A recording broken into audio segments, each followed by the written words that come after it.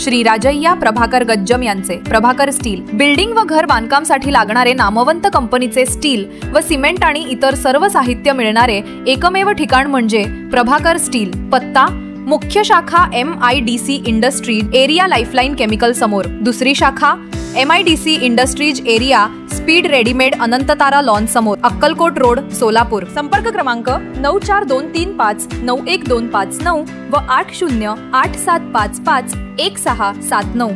नोटमध्ये त्याने लिहिलेलं की त्याच्या आई वडिलांनी लहानपणी त्याला संघाच्या शाखेत टाकलं। अवघं 3 वर्षांचं वय असताना शेजारी राहणाऱ्या NMने माझं शोषण केलं असं त्यानं म्हटलं। त्याशिवाय SSK, ITC आणि OTC कॅम्पमध्ये सुद्धा त्याच्यासोबत असंच झालं।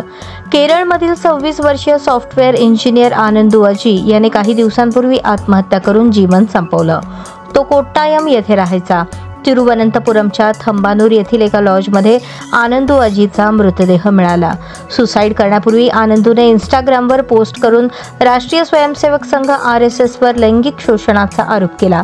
बालपणापासून आतापर्यंत त्याचं कसं लैंगिक शोषण झालं याबद्दल त्याने सांगितलं। हे प्रकरण समोर आल्यानंतर अनेक प्रकारचे प्रश्न उपस्थित झाले आहेत। काँग्रेसने यावरून संघावर म्हणजेच RSS वर हल्लाबोल केला आहे। सोबतच या संपूर्ण प्रकरणाच्या चौकशीची मागणी केली। सुसाईड करण्यापूर्वी आनंदू अजीने एक नोट लिहिली। त्यात त्याने बालपणापासून आतापर्यंत कसं लैंगिक शोषण झालं याबद्दल एक्सप्लेन केलेलं। नोटमध्ये त्यानं लिहिलं की त्याच्या आई वडिलांनी लहानपणी त्याला संघाच्या शाखेत टाकलं। अवघं 3 वर्षांचं वय असताना शेजारी राहणाऱ्या NMने माझं शोषण केलं।